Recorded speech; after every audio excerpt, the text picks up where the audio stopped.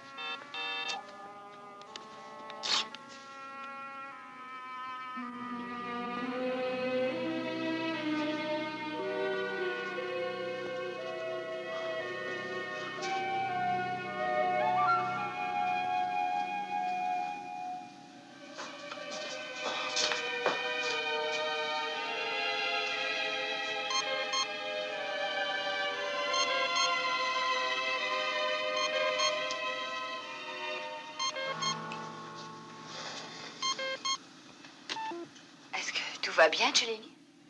Oui, docteur. Ça va bien, ne soyez pas inquiète. C'est l'ordinateur qui a donné l'alarme. Votre métabolisme a subi une agression et vos pulsations se sont accélérées. Ce n'est rien, j'ai dû faire un cauchemar. Oui, c'était un mauvais rêve, sûrement. Vous sentez-vous traumatisé? Non, non, du tout. Très bien.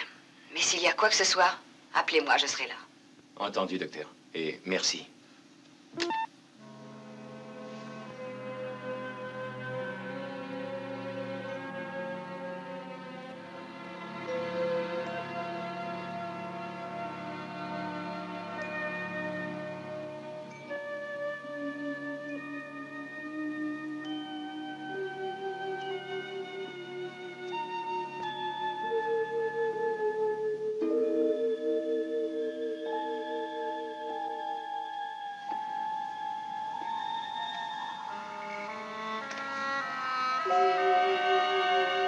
Échec. Vous êtes un véritable ordinateur. Ça ne veut sûrement pas dire grand-chose, commandant. Je bats tout le temps l'ordinateur. Bien sûr, c'est vous qui le programmez. Ah, ça ne m'empêche pas de vous battre. Échec et mat. Ah, l'ordinateur n'est pas content. Vous l'avez insulté.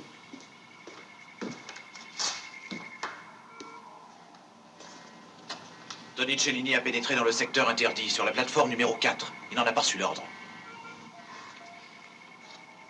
Tony? Tony, répondez-moi. Que se passe-t-il, Tony? Déconnectez son appareil.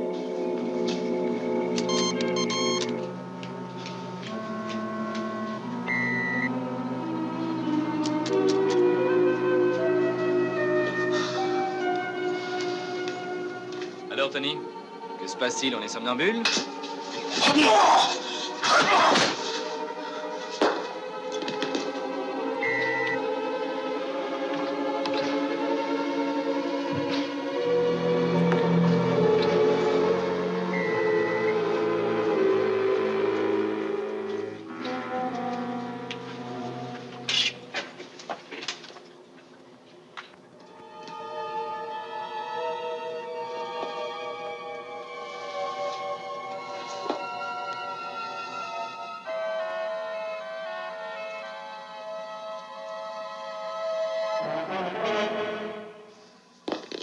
Embarquement immédiat de l'équipe médicale. Cano, il a réussi à prendre l'appareil de Carter. Il est déjà à bord de l'Aigle. Il ne faut pas qu'il parte. L'Aigle est sur contrôle manuel, commandant. L'ordinateur ne peut rien faire.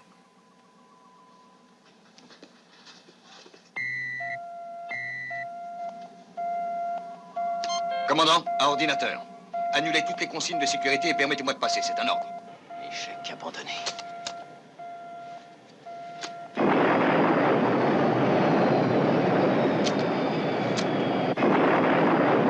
Je ne mourrai pas.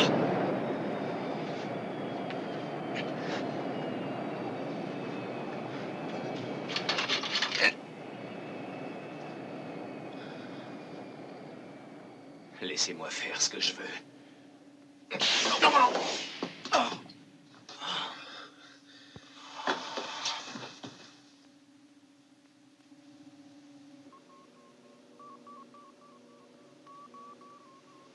Merci, Anne. Je vais m'en occuper à présent.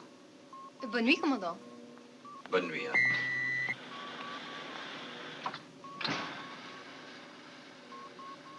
Comment va-t-il? Aussi bien qu'on peut l'être après avoir reçu une pareille décharge. J'avoue que je m'attendais un peu à la réaction qu'il a eue. C'est un instable, John. C'est surtout un individualiste. Je n'ai jamais compris l'admiration que vous avez pour lui. Oh, c'est simple. C'est un être courageux. Mais un être qui est perturbé émotionnellement. Il l'est tellement qu'il est devenu névrosé. Jusqu'où avait-il l'intention d'aller sans combinaison, en simple pyjama? Il sait où nous nous trouvons. Il sait que nous sommes à environ 3 mois de vol du plus proche système solaire. Et il s'apprêtait à partir comme ça. Ne me dites pas que c'est un acte qui se qualifie de raisonnable. Il n'a même pas pensé à emporter sa brosse à dents. Helena, vous ne le connaissiez pas avant le vol d'exploration sur Ultra. C'était un sportif, un type décidé qui savait où il allait. Et un poète. Un excellent astronaute, le meilleur qu'il me soit arrivé de rencontrer. Je le sais bien, j'en ai entendu parler. Il s'est produit un événement que nous ignorons. Il s'est forcément produit quelque chose, et ça s'est passé au-dessus de l'Ultra. Et ni vous ni moi ne pouvons le comprendre. Je suis certain que lui non plus, d'ailleurs. C'est pourquoi ça le ronge, ça le détruit sournoisement. Écoutez, John, je sais tout ce que l'exploration d'Ultra représentait pour vous. C'est pourquoi Cellini ne pouvait se permettre la moindre erreur quand il a dirigé les opérations. Et vous savez que vous seul auriez pu commander ce vol d'une manière infaillible. En trahissant Cellini? Oui, bien sûr. Je suis certaine néanmoins que durant le vol, il a commis une faute de commandement. Mais qu'il s'est toujours refusé à admettre la vérité comme telle. C'est si peu dans son caractère. Il est persuadé de son côté qu'il est infaillible. Vous le croyez aussi, mais pas moi, je regrette. Ce sont des conclusions hâtives, il n'y a aucune preuve. John, lorsque l'événement s'est produit, je faisais partie de l'équipe médicale d'Alpha qui a examiné Cellini. Les conclusions dans le rapport que j'ai dû soumettre ont été très nettes.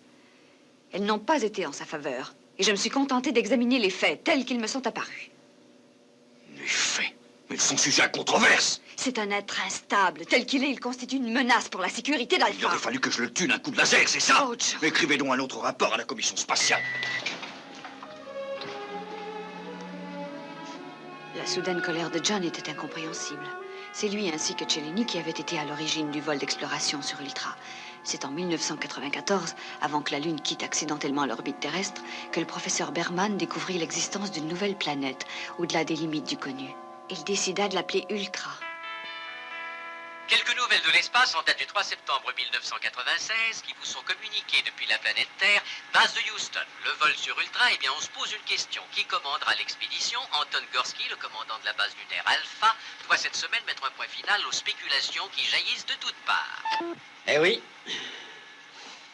Il serait temps de se décider. Deux commandants, c'est trop. Et puis, il faut qu'il y en ait un qui contrôle tout depuis la base. Vous ne pouvez pas confier ça à Gorsky. Vous savez ce qu'on va faire? Écoutez-moi. On va jouer à pile ou face. Le gagnant commande le vaisseau et l'autre le dit à Gorsky. Alors, quel côté? J'écoute. Le noir.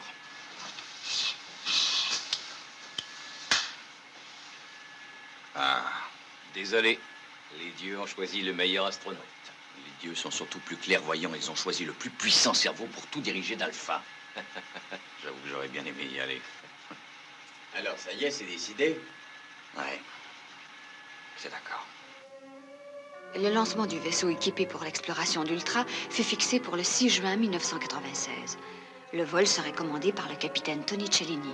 L'équipage comprendrait l'astrophysicien Darwin King, l'expert en radioactivité, le professeur Juliette Mackie, et le docteur Monique Fauché, responsable de la santé, de la diététique et du bien-être psychologique de l'équipe.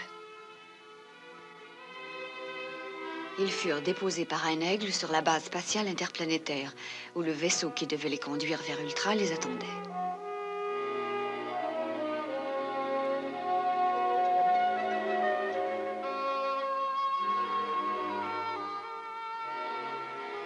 L'embarquement et le compte à rebours se déroulèrent normalement. Le lancement eut lieu à 1200 heures d'après le contrôle.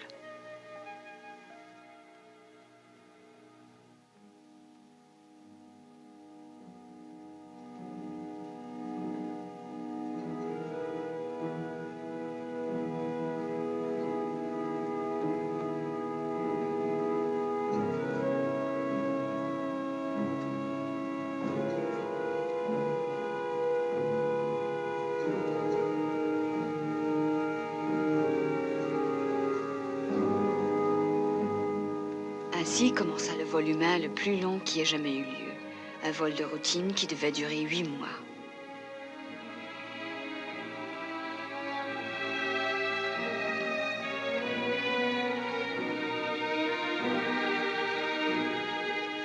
Rien ne vint troubler la sérénité du voyage. Aucun incident mécanique n'en brisa la monotonie. La navigation fut absolument parfaite.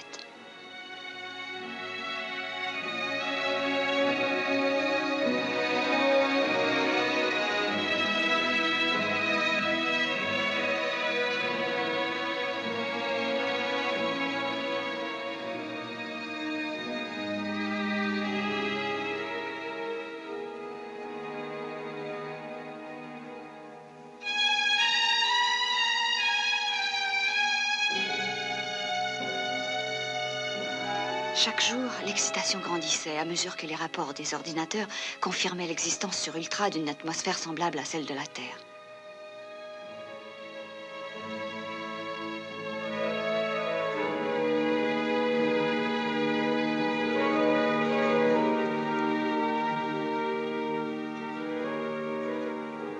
On dressa des plans en vue d'un atterrissage manuel.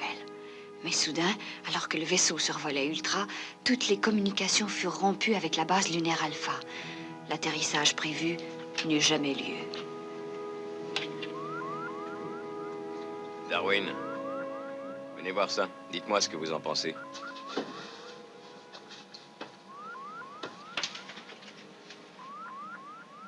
Mais on dirait du métal. C'est bien ce que je crois aussi.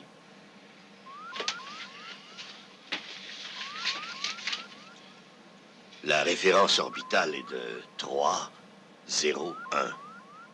Bon, il faut relever la position de tout élément inconnu. On va aller jeter un coup d'œil. D'accord.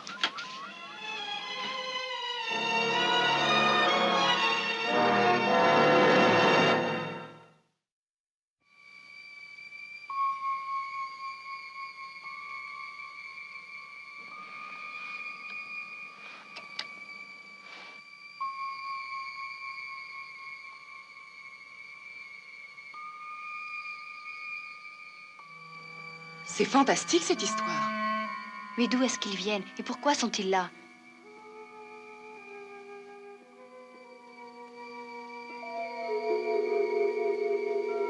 Il n'y a pas un seul signe de vie dans aucun d'entre eux. Si ça se trouve, il n'y a personne à l'intérieur. Vous savez ce que je pense? Eh bien, il y a une conférence qui réunit les peuples de l'espace. Et c'est là qu'ils ont garé leur vaisseau. Oui, mais où est la conférence?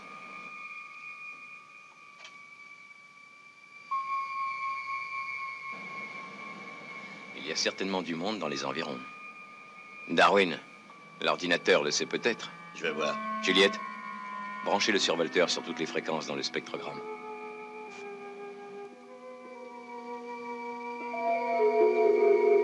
Il y a ici quelques vaisseaux qui transformeraient sûrement la fiction des voyages interplanétaires en réalité.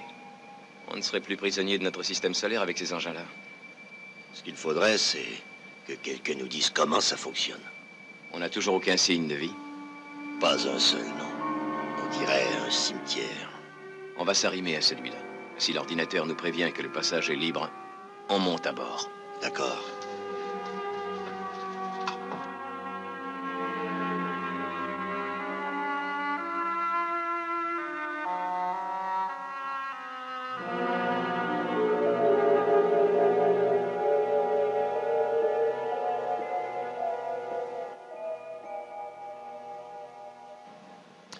L'arrimage a l'air d'être parfait. Atmosphère à 39. C'est-à-dire respirable. Température 28 degrés. Radiation 0. Que demande le peuple, hein?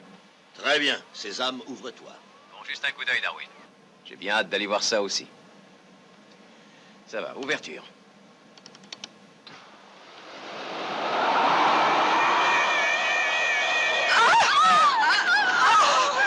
Refermez, Tony! Mais qu'est-ce qu'il y a? Un bruit infernal, du vent et une lumière. Je ne sais pas, c'est mystérieux.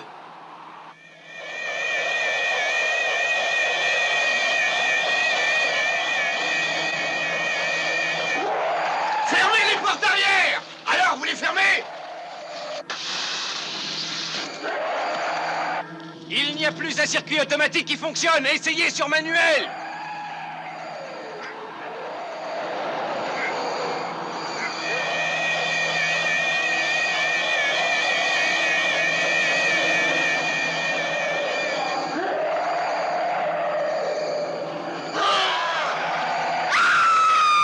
Tenez le coup, j'arrive.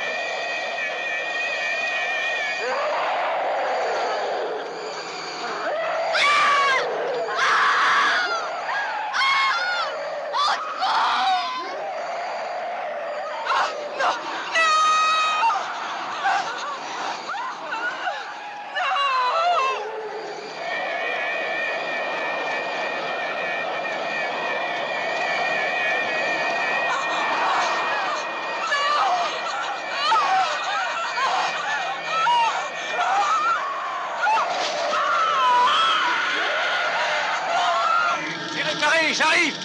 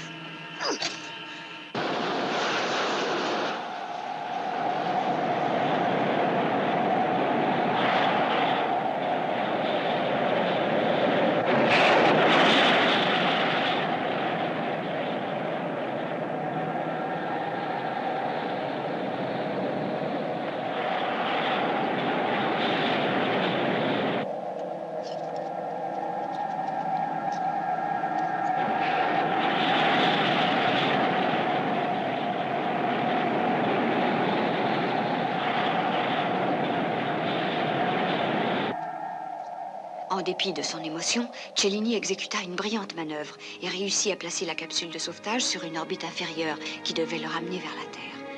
Il arriva à survivre pendant plus de 6 mois, seul dans sa capsule.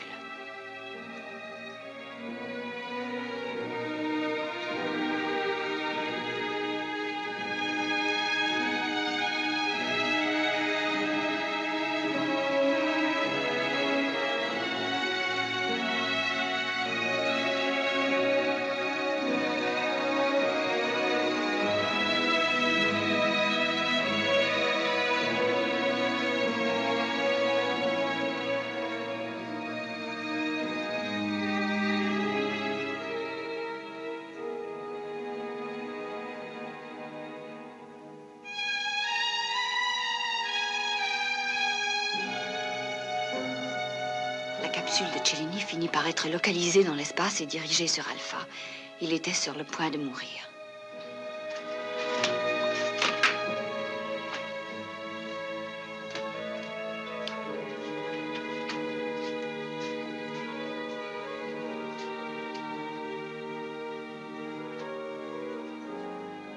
Section 2, réanimation, faites vite. Bob, Ça a l'air incroyable, mais il vit toujours. est-ce qu'il va survivre? Oui, je crois. Il s'accroche à la vie, celui-là. Mais à mesure que Cellini reprenait des forces, le doute commençait à s'installer dans l'esprit de ceux qui l'avaient encouragé à vivre et qui à présent le jugeaient. Ce qu'il racontait de sa rencontre et de son affrontement avec le monstre était difficile à croire, et l'enregistrement contenu dans la boîte noire permit une plus grande incertitude quant à la véracité de ses propos. En tant que membre de la commission médicale de l'espace, je fus chargé d'enquêter sur l'état mental du convalescent.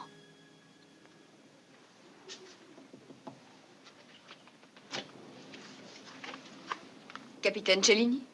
Eh oui, Docteur Elena Russell, je fais partie de la commission médicale du centre. très heureux, docteur. Je m'attendais à votre visite, je dois dire. Et je vous en prie, ne restez pas debout, asseyez-vous. Si vous êtes venu pour entendre mon histoire, il vaut mieux vous installer confortablement. Merci. Je vous écoute, capitaine. Non, voyons, pas de capitaine entre nous. Appelez-moi Tony. Évidemment, cela vous gêne peut-être. Tout dépend de savoir si vous êtes venu avec, disons, un certain préjugé, ou si vous écouterez avec un esprit libre. Qu'entendez-vous par là? Il ne me croit pas. Et c'est logique. Je ne leur en veux pas. On leur a enseigné que le monstre épouvantable de l'espace aux yeux verts ne pouvait relever que de la très haute fantaisie, qu'on devait l'assimiler au Père Noël. Comment y croirait-il? Si vous voulez, essayons de ne pas trop nous éloigner du sujet. Ce que je veux dire, c'est que si vous voyez un homme vêtu tout de rouge, portant une barbe blanche, au volant de sa voiture dans les rues de la ville, vous ne croirez jamais que c'est le vrai Père Noël. Ça dépasse l'entendement. Et c'est la réaction que vous avez envers moi et mon monstre, docteur. C'est ça, non? Je n'ai jamais mentionné le monstre. Mais vous êtes venu pour m'en entendre parler comme les autres. Vous devez savoir que je ne suis pas venu avec une idée préconçue, mais pour vous écouter, c'est tout. Parlez donc du Père Noël, si vous voulez. Ah, attention, vous êtes sûr que vous ne voulez pas m'écouter parler? Oui, Eh bien, la prochaine fois que vous viendrez, je vous parlerai de ma vie sexuelle. C'est fascinant. j'en suis certaine. Vous me semblez être quelqu'un à qui les sujets de conversation ne manquent pas. Je veux que vous croyiez ce que je vais vous dire, docteur. Je veux que vous sachiez que tout ce que j'aurais pu noter dans mon rapport, le plus petit détail, tout, les tentacules, les ventouses, le feu s'échappant de la bouche, tout, même si cela paraît inimaginable, n'est que la stricte vérité. Aucune inquiétude à avoir, je ne suis pas cinglé. Je suis absolument certain des paroles que j'ai pu prononcer jusqu'alors. Et si ce n'est pas ce qu'affirme la boîte noire, s'il y a conflit avec ce que moi j'ai raconté, alors celle qui ment, c'est la boîte noire, c'est une menteuse. Je suis quelque peu surprise d'une réaction semblable de la part d'un homme sensé. Je ne suis pas un homme sensé. Et malgré tout, vous voudriez nous obliger à vous croire? Tout ce que je veux, c'est que vous, Koenig, Bergman, Dixon et tous les autres, vous renonciez aux critères qui vous font juger de ce qui est vrai ou de ce qui est faux. Il faut que vous abandonniez tout ce qui est raison. Je vous demande de croire que moi, Tony Cellini, je me suis trouvé face à face avec un dragon, que je me suis battu avec lui armé d'une hache et que j'ai survécu. Vous devez le croire puisque c'est vrai. Il faut me croire. Voyons, capitaine, je vous en prie. Capitaine.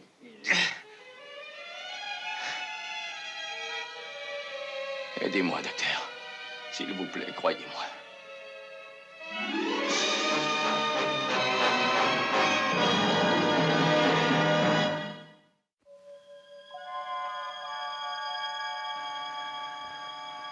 Victor, Mauvaise nouvelle. Hein? Ils ont demandé une enquête spéciale. Le commissaire Dixon attend notre témoignage sur Terre. Ah. Eux, ils croient que Tony a décompressé tout d'un coup, brusquement, et que ça a commandé l'ouverture et tué tout l'équipage. Ouais. Il faut reconnaître que c'est une explication logique. Soyons justes, c'est plus simple que de croire au monstre, en tout cas. La boîte noire, n'ayant pas détecté la présence du monstre, est-ce qu'il est concevable qu'il y ait des formes de vie qu'elle ne puisse en aucune façon détecter? Oh oui. Alors c'est une invention stupide, la boîte noire. Simplement parce que nous n'avons aucune expérience, nous décrétons que c'est irréel. Et on n'est pas prêt d'en acquérir avant d'avoir été sur place, voir de quoi il retourne. Je crois effectivement qu'il faudrait y aller. Oui, il le faut, ne serait-ce que pour tous ces vaisseaux abandonnés. Leur sauvetage peut faire économiser des millions de dollars, vous vous rendez compte? Et à ce propos, nous savons très bien que Tony n'a pas raconté d'histoire. Parce que les contacts ont eu lieu, ça a été clairement enregistré par la boîte noire. Oui, mais c'est vous qui le dites, des contacts. Pourquoi des vaisseaux spatiaux? Ce n'est pas sûr. Alors, dans ce cas, il ne nous reste qu'à douter de tout ce que Tony raconte. Non, voyons, pas du tout. Mais je pense que voilà un homme qui a vu la mort de près. Ça explique pourquoi il a des cauchemars. Le contraire serait inquiétant. Je n'admets pas que ces gens se permettent de juger ainsi. John, je pense qu'il leur faut une tête. Et cela parce que le vol n'a pas réussi. Alors, bien sûr, une tête tombera. Mais celle de Tony, pourquoi pas? Ouais, et s'il a perdu la raison, évidemment, tout est très simple. Moi, quelque chose me dit qu'ils font une erreur. Je suis sûr qu'il a toute sa raison. Malheureusement, c'est le commissaire Dixon qui aura le dernier mot dans cette affaire. Bonjour, messieurs. Monsieur? Bonjour, monsieur. Asseyez-vous donc, je vous en prie. Oh. Alors nous voilà dans le brouillard, j'ai l'impression. Il n'y a rien comme une tentative avortée pour assécher les coffres de ces messieurs les payeurs. J'espère que vous avez quelques magnifiques suggestions pour apaiser leur soif. Eh bien, pourquoi ne pas voir l'aspect positif de la mission? Il faudrait attirer l'attention du public sur les analogies existant entre les planètes Terre et Ultra. J'ai bien peur que tout cela ressemble un peu à un coup d'épée dans l'eau, malheureusement, et ce n'est pas comme cela que nous pourrons effacer l'échec. Alors soyons plus positifs. Tentons une seconde expérience immédiatement et nous arriverons peut-être à comprendre l'énigme et à percer le mystère. C'est possible, mais avant de nous tourner vers l'avenir, Koenig, je préférerais que nous nous concentrions sur le passé. Ce que j'aimerais connaître, c'est votre avis et celui de Bergman sur ce qui s'est réellement produit. Je pense être le seul à pouvoir répondre, monsieur. Et alors? Alors, vous avez lu mon rapport? Soyez rassurés, le monde entier a lu votre rapport. Et c'est cela mon problème. Je n'ai écrit que ce que j'ai vu et entendu. Vous avez un peu forcé la dose pour couvrir une erreur de jugement que vous vous refusez à admettre. Vous ne seriez pas le premier. C'est une accusation sans aucun fondement.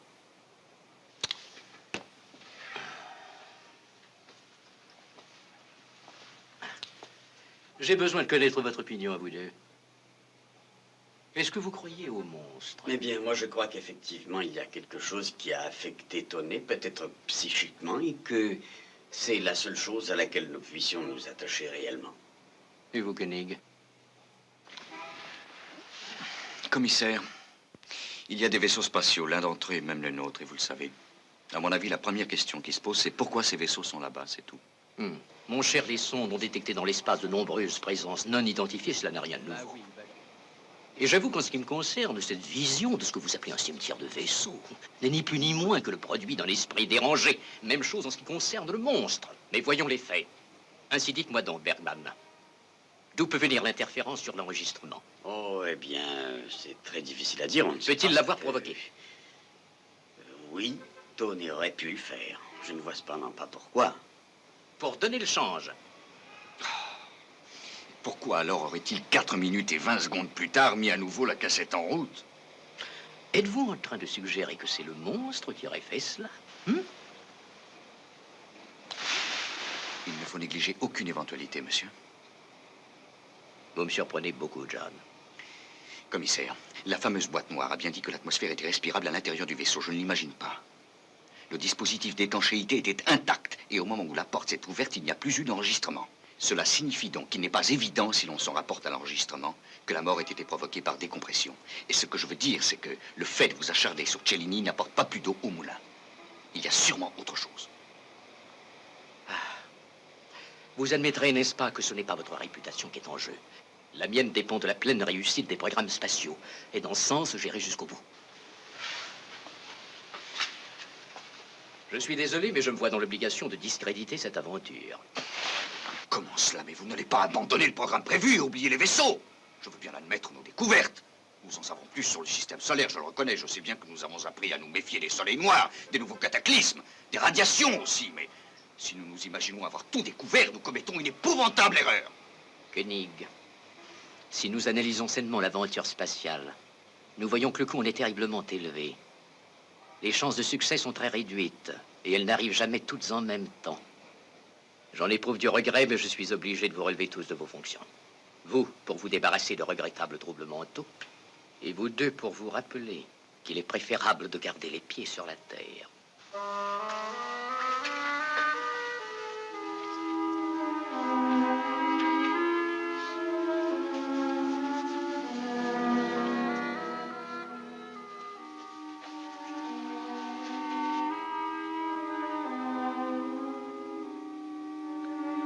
Le 13 septembre 1999, jour où la Lune quitta accidentellement l'orbite terrestre, John Koenig assumait à nouveau depuis quelque temps les fonctions de commandant de la base.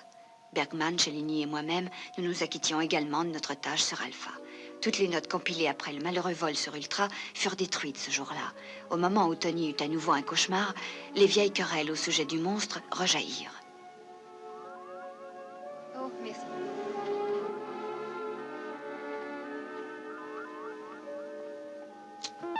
Comment va-t-il? Il se repose. Et vous, ça va? Ah oui. Alors je peux me permettre d'entrer? Mais John, comment se fait-il? Vous savez, quand j'étais petit, j'essayais de faire pousser du cresson sur du papier buvard. De cette façon, c'est beaucoup mieux. Hein? Où avez-vous eu ça? C'est un héritage de mon prédécesseur. C'est drôle, il s'est mis à pousser tout d'un coup. C'est peut-être parce que je lui racontais des histoires. Oui, j'avoue qu'il est magnifique. C'est pour moi? Mhm.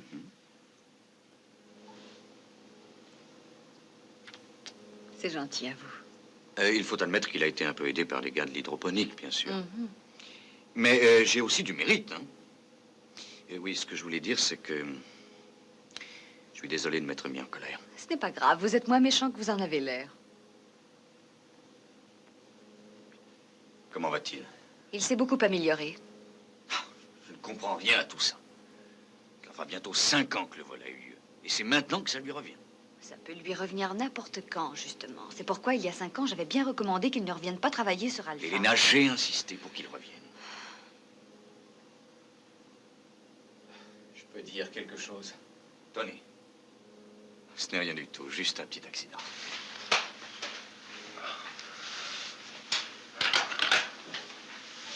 Allez, vous n'avez plus besoin de ça. Qu'est-ce qui vous est arrivé? J'ai cru voir et aussi sentir. Je sais pas, Mais que vouliez-vous qu'il y ait? Vous savez que nous sommes à des millions de milles d'Ultra. Vous avez eu un cauchemar la nuit dernière. L'ordinateur 0220 de surveillance médicale a déclenché l'alarme. Et je vous ai réveillé. Vous en souvenez-vous? Ce n'est rien. Ce n'est pas grave. Bon, écoutez-moi. On a trouvé un tomahawk planté dans le poste de communication de vos quartiers. Est-ce que c'était le monstre? Pourquoi, tout d'un coup? Que vouliez-vous faire en montant dans l'aigle? Vouliez-vous essayer de lui échapper? Je voulais aller le combattre et...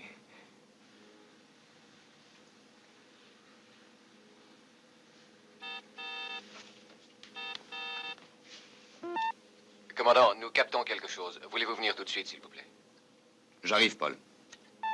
Je reviens dans un instant. Oh, John. Il y a l'air d'y avoir quelque chose d'extraordinaire.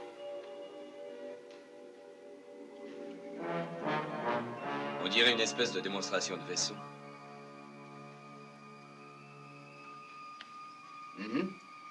Oui, Victor. Si on étudie la description des vaisseaux que Cellini a vus, ce sont les mêmes. Et ils viendraient de la planète Ultra. Victor. La nuit dernière, Cellini a eu un violent cauchemar. Toujours le monstre. À la suite du cauchemar, et probablement inconsciemment, il a voulu faire décoller un aigle. J'ai été obligé de l'endormir. Il vient de revenir à lui et je lui ai demandé ce qui s'était passé. Il a dit qu'il avait voulu aller le combattre. Combattre qui? Le monstre? Oui, et il se peut que ce soit les mêmes vaisseaux spatiaux qui se baladaient au-dessus d'Ultra. Et s'il est vrai que ce sont eux, on ne peut pas faire autrement que d'aller voir ça, Victor. Sandra, plan rapproché, s'il vous plaît. Voyons, Ultra est à des dizaines d'années-lumière, c'est impossible. Oui, Victor, mais nous avons pu nous déplacer. Ce serait une telle coïncidence. Quelque chose a averti Cellini. Je ne sais pas quoi, mais j'en suis sûr. Cadeau. Oui, commandant. J'aimerais bien que l'ordinateur vérifie les enregistrements du vol sur Ultra en 1996. Je crois qu'il faut les comparer parce que j'ai l'impression que certains contacts sont très ressemblants, que ce sont les mêmes. Ça y est, commandant, je l'ai trouvé. C'est bien notre vaisseau d'exploration, regardez. Alors ça, c'est incroyable. Oui. Autant que l'histoire de Tony à propos du monstre. Alan, il me faut un aigle prêt à décoller sur la piste 1. Il nous faut aussi une escorte. 3 vaisseaux prêts à toute éventualité. J'y vais.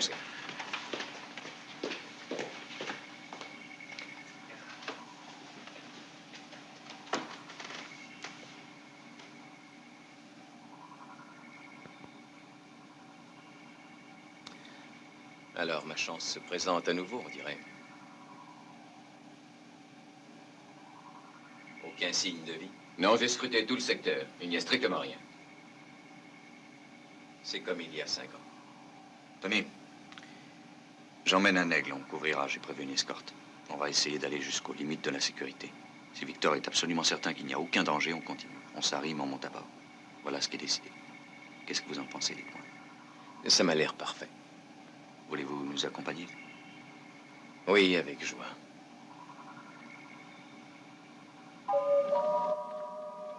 Il est beaucoup trop calme. Ce que je veux, c'est lui donner une chance de se débarrasser de ça. Je vous aurais averti, John.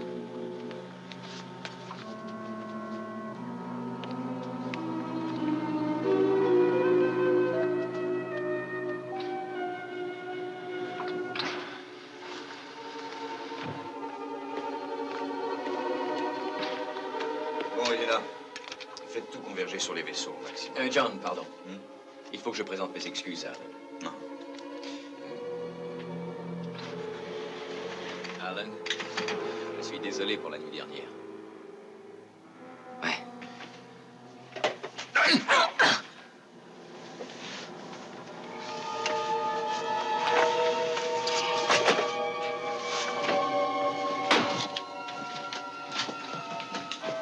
Tony!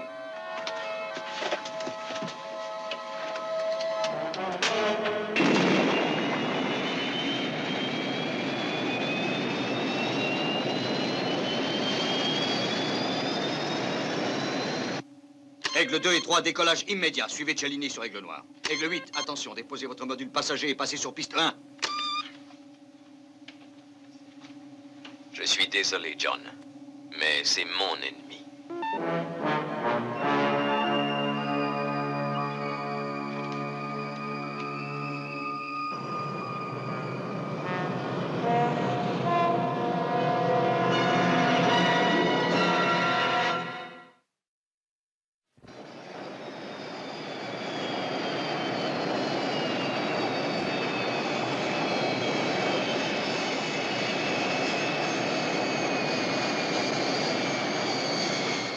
Paul, Oui, commandant.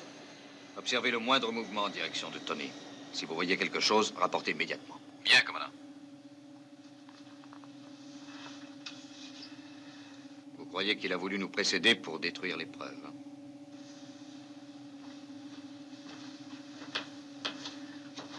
En tout cas, je ne sais pas ce que ce gars-là a contre moi. Oui.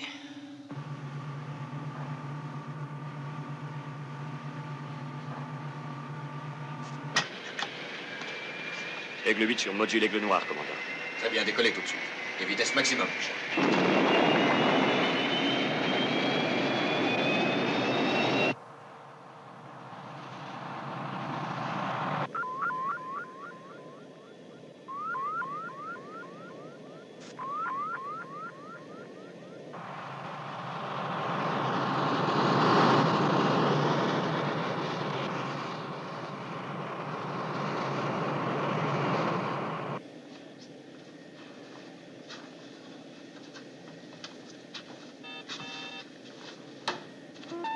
est arrivé tout près du vaisseau, commandant. Il doit avoir environ 6 minutes d'avance sur vous. Merci, Paul. Je suis certain qu'il va arrimer son module de commande au vaisseau. Cela se peut, les systèmes sont compatibles. On reçoit toute une série d'informations depuis Alpha. Elles ont été confirmées par règles 2 et 3. Je traduis. Traces de vie, nulle. Radiation et source d'énergie, nulle. Tout est nul.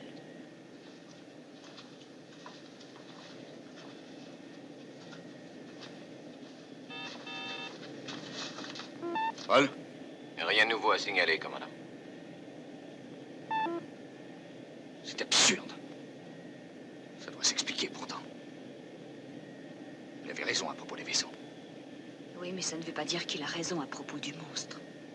Non, mais ça prouve malgré tout son honnêteté.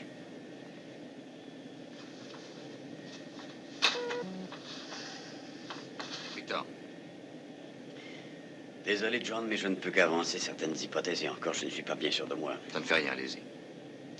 Une toile d'araignée dans laquelle les vaisseaux se seraient laissés prendre comme des mouches. Qui nous emmène vers les monstres, bien entendu.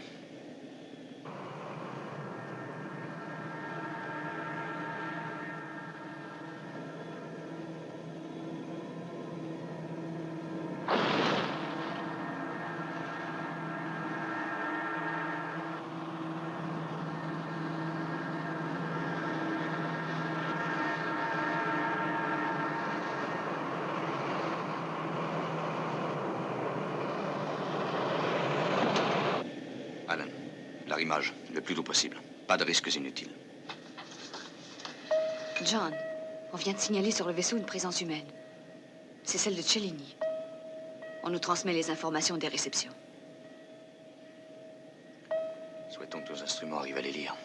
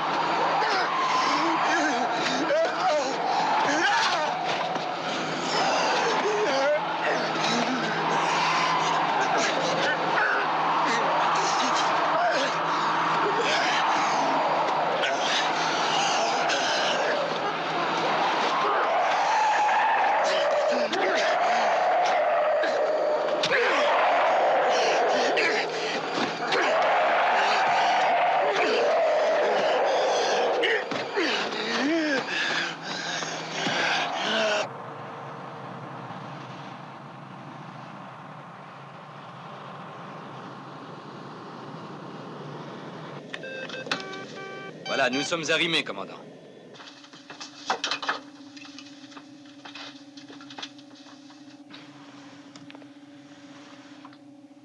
Elena, je pense qu'il vaut mieux que vous restiez ici. Allons-y.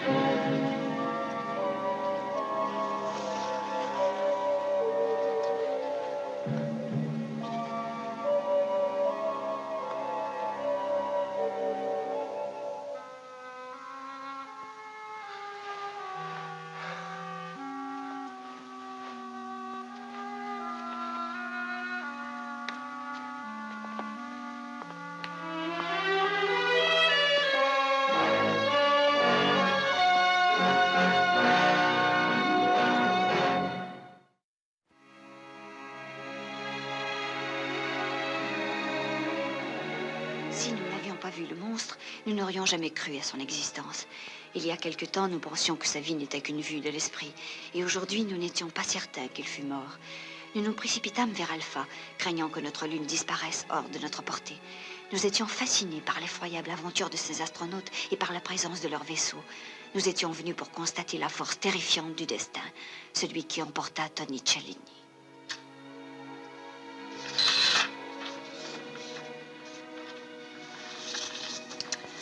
John, si un jour nous voulions nous fixer sur une planète et y vivre, et ici nous avons des enfants, il faudra leur enseigner une nouvelle mythologie.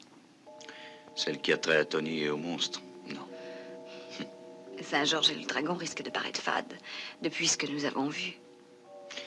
Ce que nous avons vu fait partie de notre histoire, Elena. Tony aurait certainement beaucoup aimé revivre une nouvelle vie à travers une vieille mythologie.